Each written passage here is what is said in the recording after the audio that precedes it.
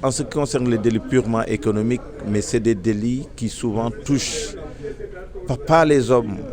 pas les biens, mais quelque chose qui vient avant les hommes, avant les biens, qui est plus immatériel et qui concerne la confiance. Que ce soit les délits de fabrication de faux billets, que ce soit la fraude fiscale, les détournements de deniers publics, toutes ces formes de criminalité-là, économiques pour l'essentiel, sont des formes de violation du contrat fondamental qui est à la base du marché, et que donc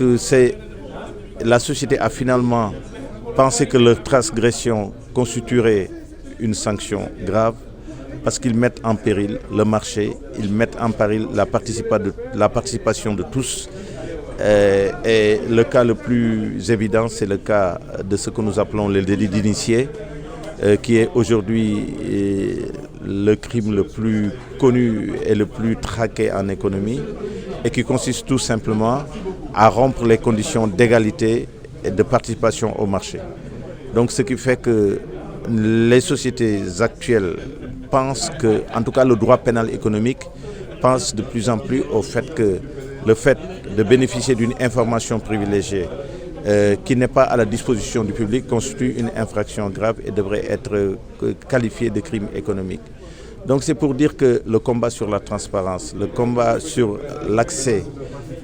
à l'information publique et le fait de vouloir combattre au-delà l'information asymétrique,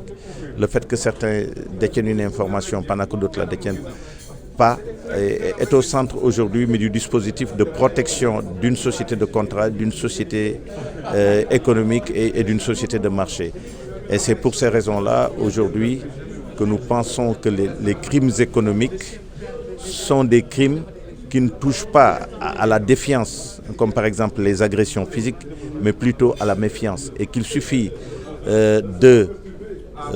remettre en question la confiance par des phénomènes de méfiance, qu'on rentre effectivement très facilement dans une catégorie de crimes nouveaux que nous appelons les crimes économiques.